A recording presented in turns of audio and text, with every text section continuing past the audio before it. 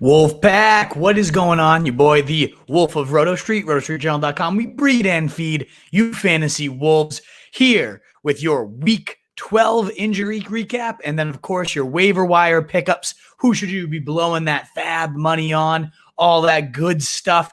We will cover now right before Monday Night Football kicks off. We got a crazy one, so you can also comment in. Let us know what you need to get those W's. I personally need 32 from DK Metcalf in one league to stay alive. My other, I just need Travis Fulgham to not go for 32. So let's hope those things happen. Pretty crazy asks on both ends. So we shall see. Let us know, Wolfpack, what you need. Also, let me know what questions you have for your waiver wire injury recaps, any of that stuff. Any sit starts you might still have lingering. Prop bets, anything like that. It looks like we already have a prop bet question tonight for Jeremy Anderson. So we will get to all those questions in about 25 minutes or so, covering, again, all the injuries from Sunday. Definitely some carnage to cover. But even more so, even more important, Will Fuller, not an injury. Shockingly, he's going to miss time this year, and it's not because of an injury, which is obviously the usual case. He has been suspended 6 games for PEDs. No wonder the hamstring finally held up over the season. Unfortunate injury. I don't mean to make light of Will Fuller's situation because, man, has that guy been balling. I had the great distinct pleasure of facing him in 2 out of 3 leagues this week. Nice, 40 points. Ridiculous performance. But yeah, he had really emerged as like a DeAndre Hopkins almost style target hog at plenty of times for Deshaun Watson. So losing this element, the go-to receiver in tough situations when he just has to chuck it up, who's his guy? Who knows how this is going to end up trickling down? I think Deshaun Watson, who's been an absolute certified grade A monster these last few weeks. I mean, let's just talk about that real quick, how good this guy has been. 27 QB6, 32 QB1, 24 QB9, 24 QB9, a windstorm in Cleveland. We'll toss that one out. 31 and 33, both QB1s the past 2 weeks. He's been unstoppable. And now you're going to remove this alpha who's been killing it for him. Never mind the fact that the schedule now becomes Indy, Chicago, Indy. All of those teams, both those teams, bottom 5 matchups. Losing your top weapon. Now Brandon Cooks ascends into that role. I don't feel great about Deshaun Watson moving forward. I know trade deadlines are mostly passed, and I doubt anybody would be sprinting out to buy the guy. But if there's some way you could move him based on that last string of performances, or at least have a backup ready, because I honestly think it's going to get ugly real fast, as good as this guy is. And maybe he just wills the team to wins and runs all over the place and unlocks some new Konami upside. That could happen, but I'm not banking on that. I am definitely down on Deshaun Watson moving forward without his ace. Brandon Cooks will ascend to that number 1 role, and we've seen him handle that before. I expect, probably the regular top 20 guy you're already getting with a little more upside with the target added. It just goes to show that, what if he gets all the coverage now? They roll the double coverage over to him instead of over to Will Fuller. The top corners are covering him instead of Will Fuller. It could be one of those, subtractions that just ultimately crashes this entire offense. And then Coutee, who we'll also talk about a little bit later. Really the last man standing here at wide receiver, Coulter, some creature, is the third because Kenny Stills was released. I'm sure they're probably regretting that one at this point. So Coutee's the de facto number 2 here. He didn't do shit on Thanksgiving. I mean, 2 catches, 17 yards, 3 targets. Saw a couple end zone targets in his last couple games.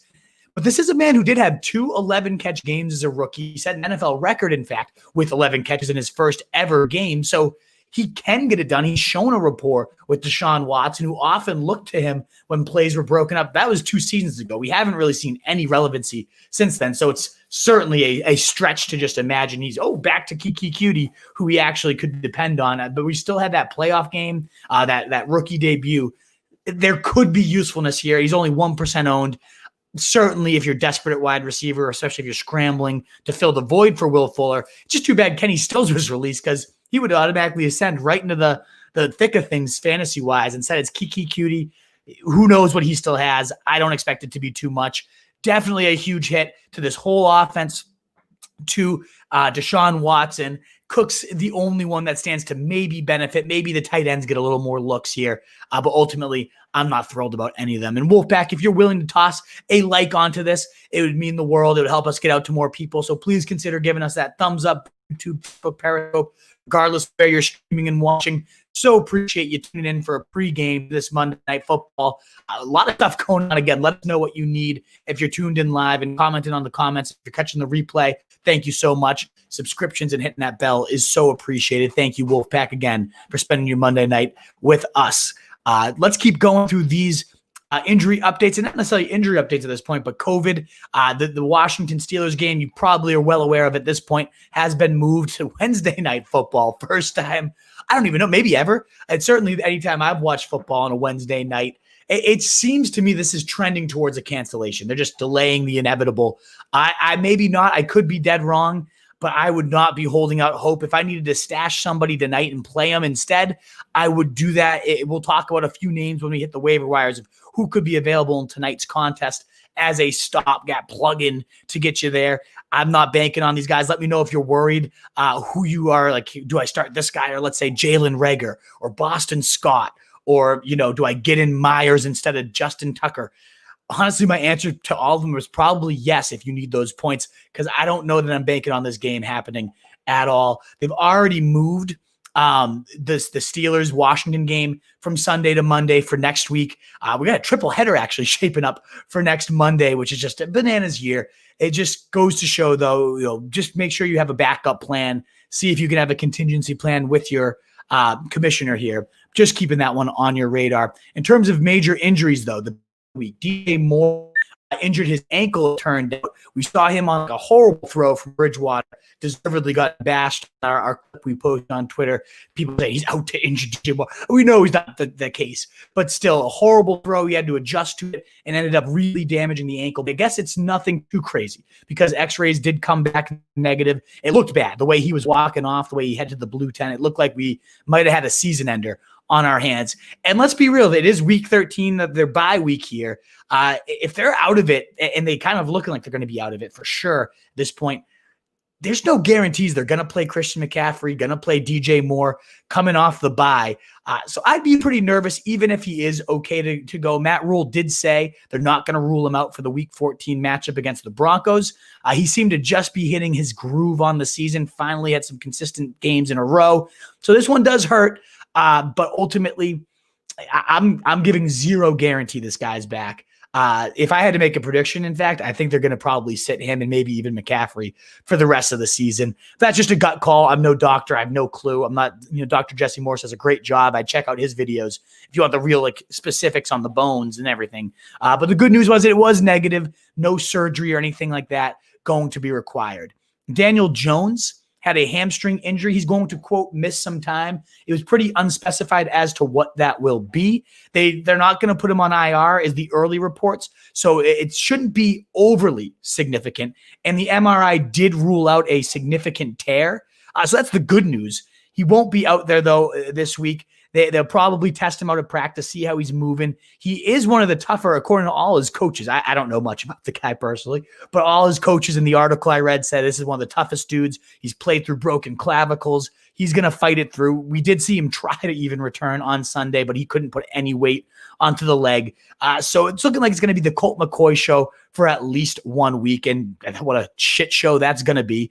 Complete useless QB. He did enough, I guess, to get them the win. 6 of 10, 31 yards, no touchdowns, just check down Colt McCoy. I think ultimately a guy like Sterling Shepard might not even be hurt. In fact, could benefit from just that dink-dunk type of offense they're going to implement with Colt McCoy there. You're certainly not sitting here looking for Colt McCoy on your waiver wires. 2 QBers. We'll give you some other options in a little bit. That if you needed to replace Daniel Jones, the schedule's soft. They get Seattle this week, the worst pass defense in the league, but you're not relying on that. And I don't imagine this has a enormous trickle-down effect, though, because Daniel Jones it's not like you're taking Mahomes out of the lineup here. McCoy will deliver the rock to the guys that are going to be available and open. Sterling Shepard, I don't trust Slayton. And how could you really trust Slayton anyways? Deep shots, not the thing that this offense is going to be doing for these next 2-3 weeks. They're thinking that's about the timeline for Daniel Jones. More significant to fantasy owners, Josh Jacobs had an ankle injury. He kind of crawled off the field, grabbed at his ankle, did not look good at all, but MRI came back positive. No real structural damage, any breaks or anything of that nature. And the coaches said he, quote, has a chance to play this week versus the Jets. Now, obviously, that's a great spot if he can play. The fourth most points to running backs right now. Horrendous defense that should surrender plenty of touchdowns to whoever is going. If it's not going to be Jacobs, that means it would be Devontae Booker. Seems like the most immediate fill-in here. And he's in a good spot. We'll remind you guys of him in a little bit. Only 8% rostered, though. Probably the top waiver wire pickup of this week, especially for Josh Jacobs owners. Just a few weeks ago, this dude scored 2 touchdowns, had 149 and 3 touchdowns across 2 weeks from weeks 9 to 10. Can get it done as a receiver for sure. Would be in line probably for every down work again against the Jets. If this lingered, Indy would be in week 14. Not the best of matchups, but then the Chargers in week 15, an easy, juicy slate for Devontae Booker. Looking like one of the top handcuffs that you need to secure moving forward with this Josh Jacobs news. But again, he might not even be out this week, so I wouldn't go overboard blowing like 70% of my budget or anything. Toss in $15, out of $100 budget. Especially if you own Jacobs and you have no backup plan, maybe you got to get up to 15 to 20. But I'm not going and blowing my complete load to get Josh Jacobs. And really just to preview the waiver wire in one nutshell already, there's nobody I'm sitting out here ready to just blow everything for. The last injuries to cover was Dalvin Cook. We had a scare. Went into the blue tent. This seems like the third straight week we've seen this guy go down and like grab something. And it's like, oh, shit, here it is. Overdue. It's the time. It's arrived. Tragedy. And then he's back out there. Just the heart attacks after heart attacks as an owner must be frustrating. I sadly don't have a lot of Dalvin Cook, but you got to have your backup plan. You have to have your insurance policy, even though he is pure shit. Alex Mattison is 33% owned. So out there in the vast majority of leagues, if you own Dalvin Cook, you better have the backup plan at this point because it's just a weekly reminder like, hey, here's your season. There he goes. And you're getting lucky that he keeps coming back in, but how many bullets can you keep dodging? I don't think there's too many. So you hold your breath and get ready. And then Teddy Bridgewater did limp off, but said he's okay. You got a week to rest. At this point, you shouldn't be relying on Teddy Bridgewater. Anyways, that wraps up our injuries, our training room. Let us now move into our waiver wire. Now, guys, I always love to just start this. And if you're tuned in, we got 30 or so of you right now. Awesome. Thank you so much. Again, thumbs up. Always greatly help. So thank you, Wolfpack, as we transition to our next segment. But if you're live, that's probably one of the more valuable parts of this show because I like to give you some stashes. A lot of leagues will allow you to pick up guys that haven't played yet. You can cut some bench trash that underperformed for you. And there's definitely a handful of names worth looking at. One, Benny Snell. I can't believe he's not 60, 70% owned at this point. Only 34% owned. So out there in 50% or more leagues, he's going to be the starting running back come Wednesday. And even if you don't use him, James Conner is, he's got some health complications, of course, given that he's immunocompromised. You never know if this is going to linger longer for him. You need to have Snell if you own James Conner. And if you don't, you need to have Snell anyways, just in case this does linger, because that is a workhorse system. Tomlin's flat out said, I ride workhorses. I would like a guy getting hot. I like a team to rally around him. I mean, we saw Benny Snell as a workhorse in week 1 when we had that inevitable James Conner missing time. 19 carries, 113 yards, the running back 21 without finding the end zone. I mean, a good, solid day. He's already been the goal line back mixed in with James Conner. I think Benny Snell, I don't understand how he's out there on waiver wire. So if you're watching this and you're like, should I cut X for Snell? Let me know. But my answer is probably going to be yes, just in case this does linger. Unfortunately for James Conner, given those circumstances surrounding his health. Also, Jalen Reagor, still only 29% owned. I've highlighted his upside numerous times. Has he lived up to my expectations? Of course not. I was super hyped on this guy just a few weeks ago. And that's more so because Carson Wentz has been a complete bag of shit. But ultimately, if he can get it together, or if Jalen Hurts, another guy to potentially stash ahead of tonight, there was a Twitter source that said, if they're going to give Wentz the first few series, and if he does not impress, they're going to hand the keys over. There's a lot of running upside to Jalen Hurts. I don't know if my man Denny Jennings, if you're tuned in tonight, you've been gone for a while, my brother. But Jalen Hurts, I would be very intrigued to know what Eagles fans out there think of this guy. At minimum, he does have that Konami ceiling. He can throw. I was kind of pissed he went to the Eagles, to be honest, because I was very excited to see what this dude could do in a system where he might actually be used would like to see him get a job. And maybe he's the guy that unlocks Jalen Reagor. Jalen to Jalen, the narrative is there. So he's a guy to potentially stash tonight. Boston Scott, only 28% owned. We've seen Sanders have flare-ups all year. At minimum, protect your investment, and if not, block your opponent from protecting him, because you Boston Scott, anytime he's gotten a start, has been a top 15 guy, even a number 3 guy at times. We've seen him put up 3 touchdowns and crazy stats. So worth a pickup. If something happened to Sanders, this crap waiver wire, everyone would be bidding everything to get Boston Scott this week. So just get ahead of the pack and stash him now. And the last couple names there, Will Dissly, only 3% owned. Tight end is such a shitstorm. This dude was a top 5 tight end before going down last year. Has been top 12 in 6 of his 8 games, entering the season, recovering slowly from that Achilles nearly the whole season now. Maybe his legs are under him. Greg Olsen has been hurt. This is going to be our first game tonight to see what he does. I think he's worth a stash tonight. And then Anthony McFarland. I talked up Benny Snell. I think Benny Snell is the horse. Doesn't mean McFarland wouldn't work in for 10, 15 snaps. And he's got some juice. I mean, he ranked, I believe, highest ever in Graham Barfield's yards create for rookie running backs. And that metric has been a fantastic measure of a lot of future success. So McFarland, has done nothing yet, but he's got juice. He had some real burst in power in college. I think Anthony McFarland, 5% owned. Again, a why not? Let me know if you're like, hey, do I cut this guy for him or anything of that nature? Just some why not stashes ahead of tonight. Now, in terms of the actual guys who've already played and you should be looking for, we'll start with running backs. Cam Akers, probably my number 1 guy on the waiver wire this week. And who knows if we'll get any semblance of consistency, but he's only 29% owned, and he was by far the best running back for the Rams. 9 carries, 84 yards in a TD. That's now 2 straight weeks with a TD. It's been also 2 straight weeks as the lowest snap holder, 17 snaps to Henderson getting 20 and Malcolm Brown getting 25. But that switch could flip at any given moment, like we've seen with so many rookies throughout this year. And just historically, they might just end up handing him the keys to this car. Now, a lot of it's pass protection. We've already heard McVay cite that. And who knows if he's going to ever get better at that this season. But he definitely had the most juice. You have to think this was a very encouraging performance to see. Arizona, New England, the Jets, and Seattle, nothing too threatening on the future schedule here. Henderson going 2.0 yards per carry. Meanwhile, Akers 61-yard run, punching it in at the goal line. I love to see the goal line looks over Malcolm Brown too, who typically owns that range. A lot of upside to Cam Akers should he take over this role, that zone blocking scheme. We've seen him fit it like a glove when he's in there and getting rolling. I'd love to see him play, half the snaps a single week, get, half the touches. We've seen, again, 10-ish touches. Let's this guy get 15. Very well with the possibility for future weeks. So check out Cam Akers if he's out there on your waiver wire.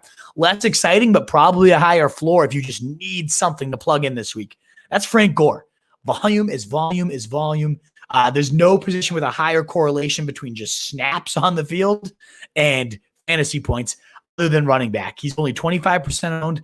Somehow, age 70, still just crushing it on the NFL field. 21 touches, 3 receptions, 74 yards. I mean, bleh. No touchdowns this week, and yet still finishes the running back 19. That's the state of running back. You got your 5 monsters, and then it's just, can I squeeze out 12 points out of somebody here? And Frank Gore is a gross, old fruit that can somehow still yield 12-ish, 15-ish points. In fact, he's gone 15 and 12 the last 2 weeks. He's been the running back 13 and running back 19. That's with the Michael Perriman removed. He got hurt with that high ankle sprain. Not expected to be back anytime soon. And they say it's going to be a committee. We're going to involve Josh Adams and Tyler. Nobody else is seeing the field. No one else is getting meaningful work. It's the Frank Gore show, for better or worse. Certainly for worse, for NFL entertainment-wise and for an offense. Only Adam Gase could make Frank Gore still viable in 2020, and that's an insult, not a compliment by any means to Adam Gase. But he's getting usage, and usage is king, especially at running back, but all of fantasy. And he's got the Raiders, a bottom 5 matchup this week, Seattle in week 14. I mean, if you're starting Frank Gore in your playoffs, good fucking luck. But to get there, if you're desperate, if you had injuries, I would not be opposed to shoving this guy into a flex and plugging my nose and then seeing the 12 to 15 points that follow. And the last usable guy potentially would be Jordan Wilkins, only 17% owned, had 6 rushes for 22 yards, caught a few passes for 35, didn't do anything special. Getting vultured at the goal line by Jacoby Brissett is horrible for his or Taylor or whoever back is in long-term value. Just disgusting to see. But he does get Houston, the most rushing yards allowed on the ground all season. You saw Adrian Peterson, 2 touchdowns and 60 yards against the guys last week. So I think, Frank, Jordan Wilkins, if Taylor misses another week, could be a desperation plug-in streamer as well. But the more important thing with running backs right now that I will emphasize is season. Ball her cuffing season, right? When you cuddle on up to 270-pound running backs to keep you safe through the winter. But it's so crucial at this time of the year where depth is becoming less and less important because your bye weeks are over. You don't need to plug in so many creatures. It's far more important to protect your main investments. And there's only so many running backs that are truly worth handcuffing. That running backs would be, true RB1s if they were to go down, if tragedy befalls a certain player. Latavius Murray, he's already 60% owned, but he would be a legitimate season winner if something happens to Alvin Kamara. Jamal Williams, 60% owned. If either of those guys are out there, I don't know what you're doing. You need to go pick those guys up immediately at this point. Those are really one of the only, couple pairings. You Chase Edmonds, he's 80% owned. There's a handful of guys that could be league winners if their starter goes down. So I'm only going to focus while you go through this list of handcuffs at the guys that are 50% or less owned, really right around the 30% mark. But first, obviously, check for Latavius Murray, Jamal Williams. Those are your top handcuffs. But the first guy on my list is Benny Snell. We already talked about him. He's already becoming a viable, usable handcuff because James Conner's going to miss this week. James Conner's thing could linger, the COVID-19 results, given his immunocomp. Again, just obviously, hope for the best for the guy, but he's in a position where it could linger more than your standard player.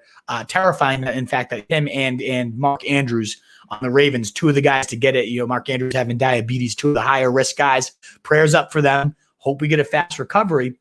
Fantasy-wise, what does that mean for us? Well, Benny Snell, only 34% owned. As we said earlier, had 19 carries the last time Conner missed significant time. He ripped him up for 113 yards. He's been a bull at the goal line. He slimmed down this year, but still maintained like that beastly powerful running style with a little more juice to him. Can catch the ball well enough. And remember, the opportunity is what matters here. Their running backs under Mike Tomlin have averaged over 20 opportunities, that being carries and targets per game. And Benny Snell will be jumping right into that role. And he is jumping right in that role already this week and still is only 34% owned. I don't understand it. Of course, as we mentioned, Anthony McFarland behind him at 5% owned could become a lightning type of compliment to Benny Snell's thunder. Certainly worth a look because why the fuck not? At this point, led, again, Graham Barfield's metrics and yards created. One of my favorite stats, one of the more predictable, sticky stats for evaluating rookie running backs. I think Benny Snell, Anthony McFarland make 2 of the top handcuffs, especially Benny Snell. Don't know why he's not closer to 75% owned right now. Also in cuffing season, we all saw this last week. Carlos Hyde, 38% owned, 16.5 fantasy points in his last spot start. 15.1 the one before that. He's going to get you 15 or more fantasy points anytime Carlos Hyde is starting. Not because Carlos Hyde is all that good. He's not bad. He actually looks pretty juicy last Monday. I love that word juicy to describe him. He's just a rock solid running back 2 to running back 1 because of how good this offense is. A league high 31.8 points per game for the Seahawks right now. They've scored a rushing touchdown by a running back in every week except 1. So that's why Chris Carson, right back to top 12 running back tonight when he's back in there. But he's been dinged up for a few weeks now. You never know if he re-aggravates something. His running style is certainly something that can make him a little more susceptible to injuries. Just such a bruiser, seeks out that contact, which I love as a player. Certainly you need your backup plan. So Carlos Hyde, I know a lot of people hastily kind of just dropped him. I think behind one of the more injury-prone physical backs, and Carlos Hyde needs to be owned because he's an immediate plug-in high-end RB2 if you ever need him. I'm one of the very few guys you can say that about. We already talked about Devontae Booker, 9% owned. Josh Jacobs, you might get immediate handcuff value this week, given Josh Jacobs did leave with an ankle injury. They're saying there's definitely a chance for him to be back against the Jets.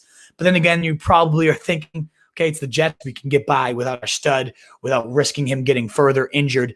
I imagine Booker gets the start this week, and he could really, really put up some useful numbers. As we cited earlier, between weeks 9 and 10, had 159 yards, 3 touchdowns on 24 touches, tore up his former Broncos for 2 of those scores just a couple weeks ago. The vaunted Broncos run D.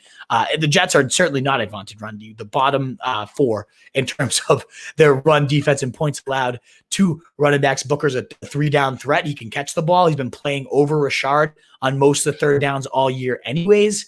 He'd be in line for 25 touches this week. And right off the bat, that's going to make him a top 15 play against the Jets if he is the guy. And that's why probably 15 to 20% of your budget. Again, it might not turn to anything, but if you're a Jacobs owner and you have no real good alternative, you're looking definitely to that 20% side of this. And honestly, we're at that point where somebody's probably going to bid like $50 to get him, because there's only so many players that are going to emerge at this point. So I say 15 to 20 on the fab, but you all know your leagues. And there's certainly some people out there that have spent no money at this point and are just looking to blow it because you can't take it home with you by the end of the season. So Devontae Booker, I expect you might need to go more than 15 to 20% to get him. I don't think he's worth that. That's also why I always advocate I blow my money early. Those are when you often will find your season-long studs is week 1, week 2. But I think Jacobs, if he misses time this week or down the road, Indy week 14, not a great spot. But the Chargers in week 15, there's certainly some appeal to Devontae Booker moving forward, and probably the top overall handcuff. And just pick up this week, especially if Jacobs misses time. Now, Alex Mattison, everybody has him towards the top of the handcuff list. Love the zone blocking scheme. Love Gary Kubiak. Like, I wish I liked Alex Mattison more. Call me a bitter owner that cut him at one point because of that horrendous performance against Atlanta. When everybody was like, here he comes, 20 points, Alex Mattison show, just useless loser. But again, 33% owned, gets Jacksonville this week if Dalvin Cook, for whatever reason, did linger. But Tampa Bay, Chicago, New Orleans in the fantasy playoffs, if anything did happen, tragedy ever did befall Dalvin Cook. And again, we've seen him hitting the turf, it seems like every single week for the last 3 or 4 weeks. You got to own the guy just to have like something in place. I don't know that I'm expecting all that much against Tampa Bay, Chicago, New Orleans, anything of that nature. Not overly into Alex Mattison, but I mean, volume zone blocking scheme could be valuable for sure. Other last 2 to 3 handcuffs I want to cover, and then we'll get to your wide receivers, folks.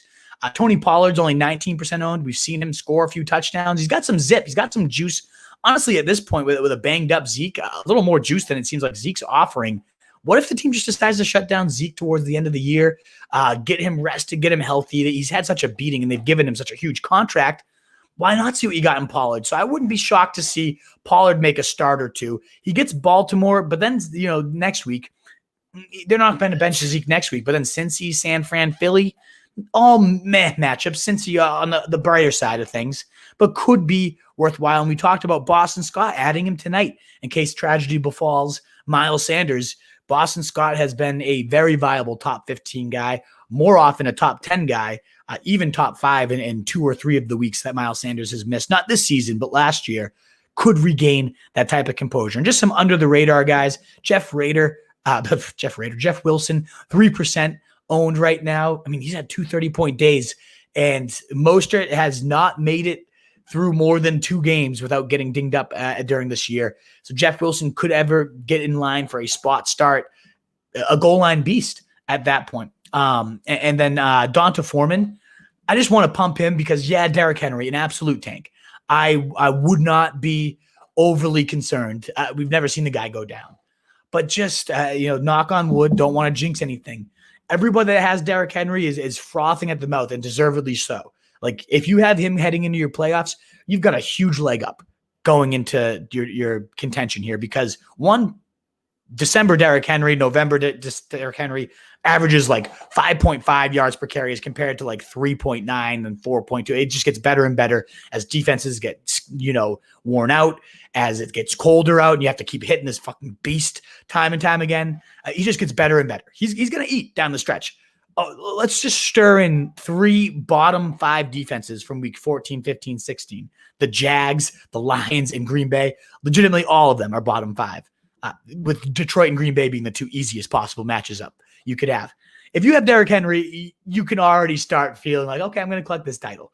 But if something does happen, if this dude does go down, I don't think it's going to happen because the guy's a fucking monster. But if it does happen, D'Onta Foreman's the next man in line, and he'd probably see 15, 20 carries against that easy slate. He'd be startable. He's 0% owned. I mean, at this point, what's bringing you more value? That 8th receiver, like Emmanuel Sanders on the back end of your roster, or the slight shot that you might get a top 15 running back for 3 straight weeks should something ever happen to Derrick Henry. So I just wanted to check out D'Onta Foreman's name. Not someone, again, you're sprinting and you drop great quality talent for, but if you have deep benches, IR spots where you can kind of move things around and get him on your bench, I think D'Onta Foreman could have potentially league-winning upside should ever anything happen to Derrick Henry. Let's pray nothing does. That's my running backs picture there. Let's get through your wide receivers, quarterbacks, tight ends, and then we got like about 30 questions. Keep them coming in, guys. We should have some. I do want to quickly pump up our contest. We always do a contest before Monday night. So if you haven't seen it, you can find this over on Roto Street Journal Instagram or Facebook. We have a chance to win a very exclusive gear here that very few people actually have access to. So check it out on Instagram or Facebook here. We got Russell. You got to pick the matchups. If you get all 5, win the game. Russell Wilson versus the Eagles quarter plus Elliott. So you get Hurts, you get Wentz, and you get the kicker against Russell Wilson. I'm probably going to side with Russell there still. Chris Carson versus Sanders. Give me Carson. Fresh legs, baby. DK versus Lockett. I'm going to go the animal DK. Myers versus Seattle defense. I'm going to go with the defense. I think we get a pick 6 or something like that tonight. And then Reagor, Fulgham, Goddard. Love me the shag dog Goddard. But check that contest out. Feel free to comment who you'd pick on here, but I don't think that's going to qualify you for the contest. But wherever you're at, you can find that on Facebook, YouTube. Get yourself a little new action for tonight. Check it out. And just follow us on all our socials, on Facebook, Twitter, YouTube. It really helps the channel grow. So we greatly appreciate it. Let's get rid of that, though, and let's talk about some wide receivers for you guys. One of them being TY Hilton, a guy I never really planned to or wanted to talk about this year. But he had 4 catches, 81 yards, and a touchdown against the Titans. Had 50-yard bomb, could have been 2 touchdowns, tackled at the 1-yard line. So we've got to talk about a monstrous day. Already was a quality day. And the reason that I have him on here, though, not because this is the first, his first touchdown of the year. That just tells you all you need to know about the seasons he's having. I think it might be the second time he's even hit double-digit points in PPR leagues. So he's been useless. And if you don't want to ever trust him, I totally get that. I'm not saying you have to sprint over and get T.Y. Hilton in the lineups. But he does get Houston, and 2 out of his next 3 weeks. And historically, he just murders Houston. So it's scary to trust him with your season on the line. But if you suffered some injuries or you need a flex with some upside, I think T.Y. Hilton could bring that to you. The easy slate with Houston in 2 of his 3. I think the Raiders might be the next one in there. Yeah, that's an easy slate for this guy. And I think it's going to be Michael Pittman who ends up going off. And if hasty owners just cut him real fast with Michael Pittman, I'd rather have him than TY. No doubt about it.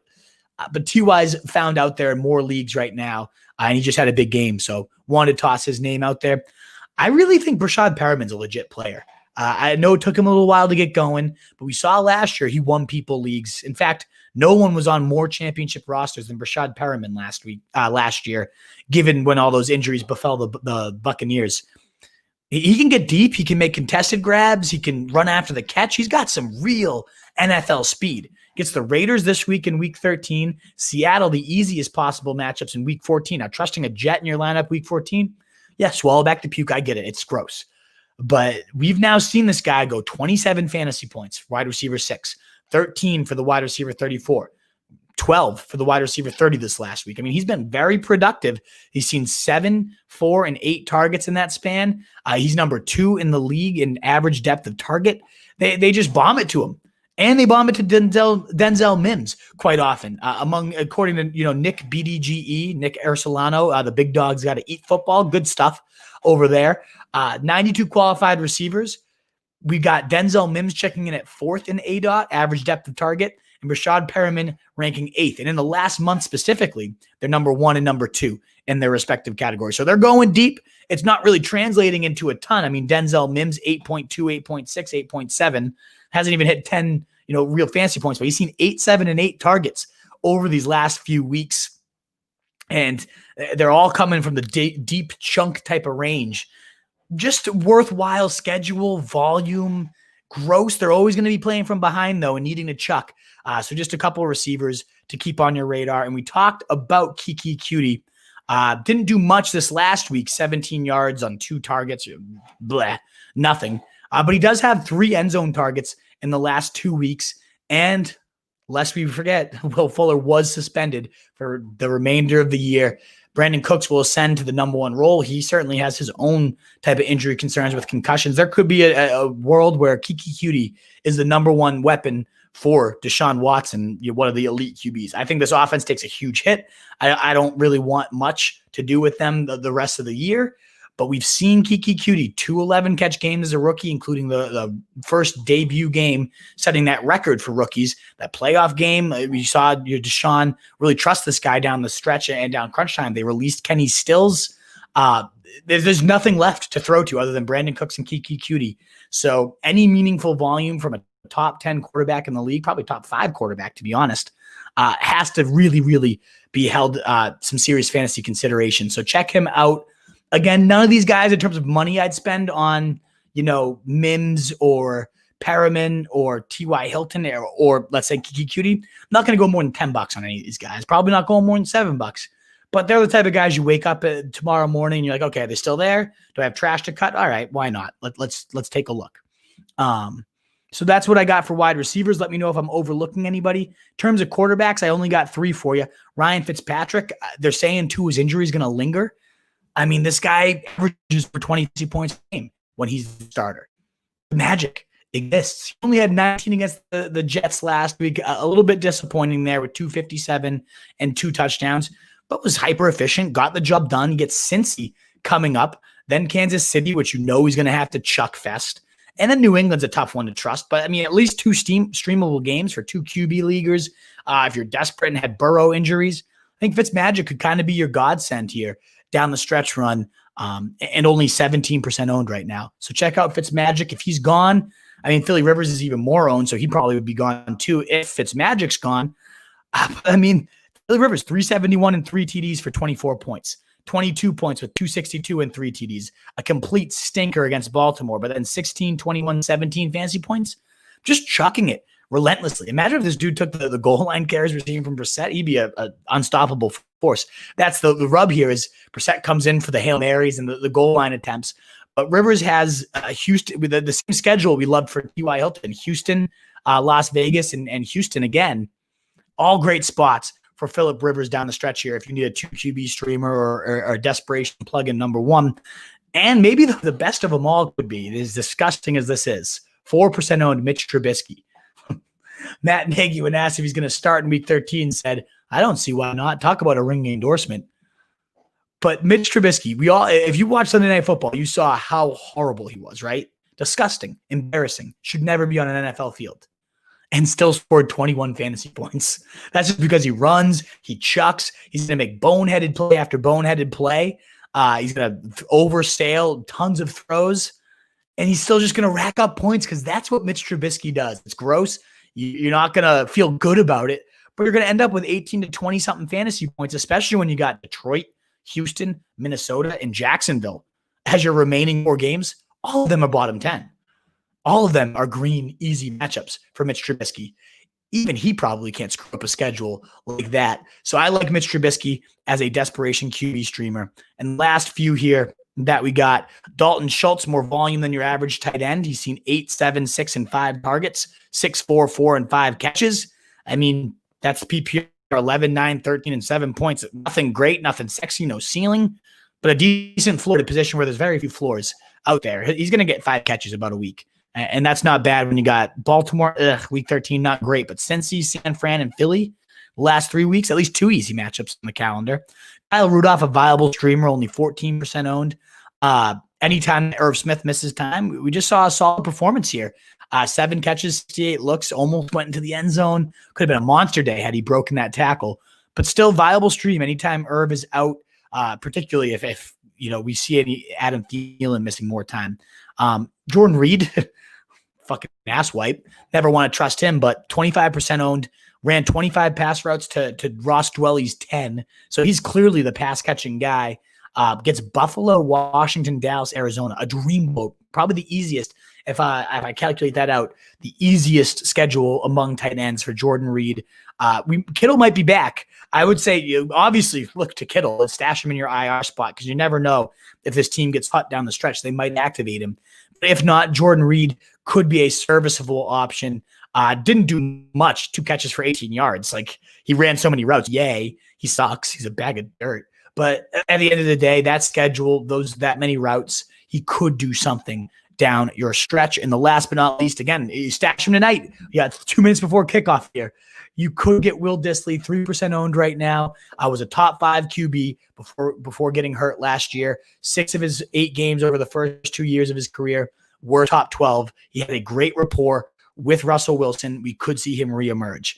All right, folks, that's all I got. Let's now get us to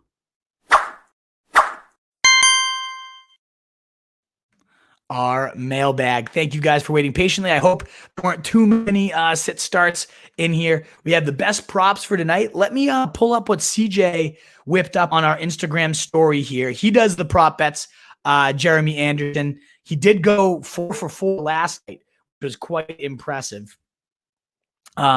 So tonight he likes, let me hold it here, Miles Sanders to score a touchdown at 110, plus 110. Will Dissly as a Hail Mary bet, plus 340. Jalen Reagor, 3.5 receptions. I love that. And 47.5 yards. Love them both, given how easy Seattle is against receivers. So your Reagor props, your Dissly touchdown bet, I think that's fantastic. Hail Mary bet. And Miles Sanders score a touchdown as a positive is great money right there.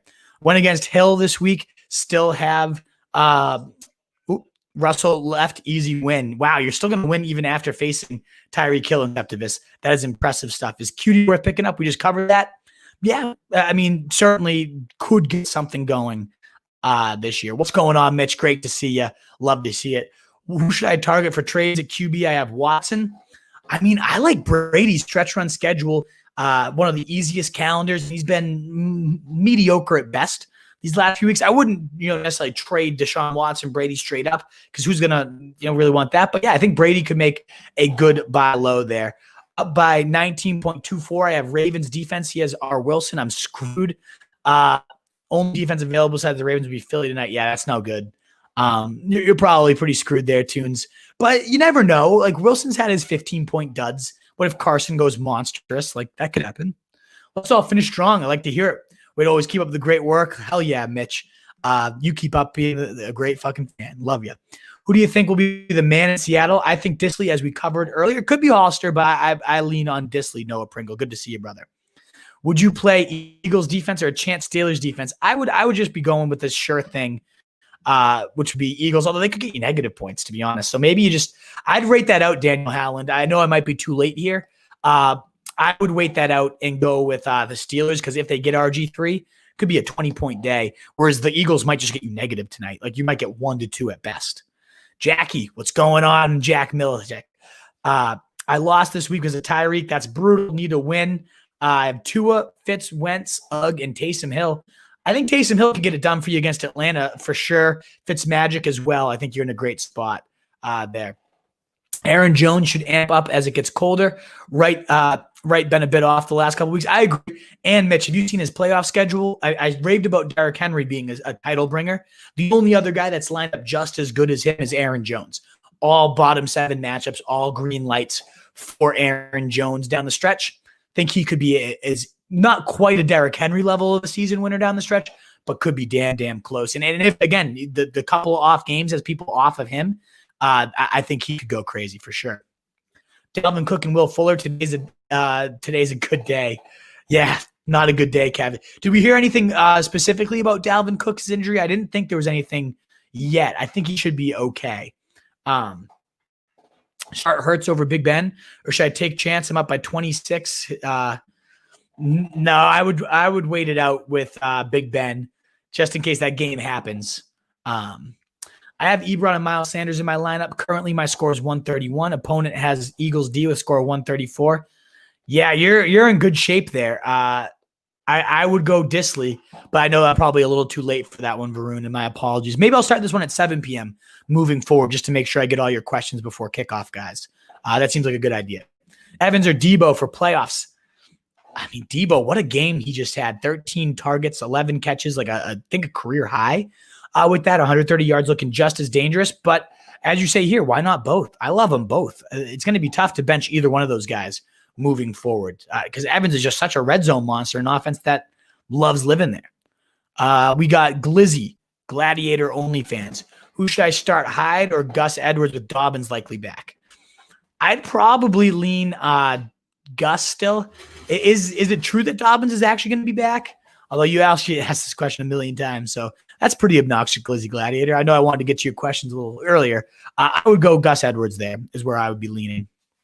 Would you drop Reagor for McFarland in Keeper League? No. I think Reagor has a ton of upside, especially if they get the quarterback situation figured out right there. Tater Tots, if you're on the Texans, I have Fuller. His matchups coming up the next 3 weeks are super tough. I try to work. Well, Fuller's Tater Tot. The reason we talked about the Texans was Fuller's going to be suspended for the next 6 weeks. So you got to figure something out, man. You're not going to be able to trade him, though. That's a tough spot, brother. Tough spot indeed. Marco Escobar, would you go Fitzmagic or Big Ben rest of the year? Thanks for leading me to a top spot. I'm happy to hear you're crushing it, Marco, and good to see you as always. I lean probably Big Ben just because he's been solid all year and you know he's going to be the starter, whereas Fitzmagic, if Tua comes back, we don't know. Jack, what's going on? You got to head out. Well, I hope you heard my answer to your question. Sorry if I missed you. And thank you for all you do, being an awesome fan here. And Wolfpack, that wraps up the questions. That wraps up the comments. I hope this was helpful. I hope you have some, if you get all the points you need this week to get your win. I'll be back tomorrow right around 5:30 for your ranking show, your week 13, the week before the playoffs. For a lot of us, it already is a do or die situation, already is like the playoffs. So come on down, get your early set of rankings, get your early questions answered. Let's get that win tonight. Let's win our props, all that good stuff. Thank you so much, Wolfpack. You can find me at Roto Street Wolf. All our stuff, RotoStreetJournal.com. We breed and feed fantasy wolves. And, of course, the podcast, the Fantasy Fullback Dive. We paved your path to 2020 titles. It would mean the world if you could review, subscribe, turn on notifications. And thank you so much, Wolfpack, just for tuning in.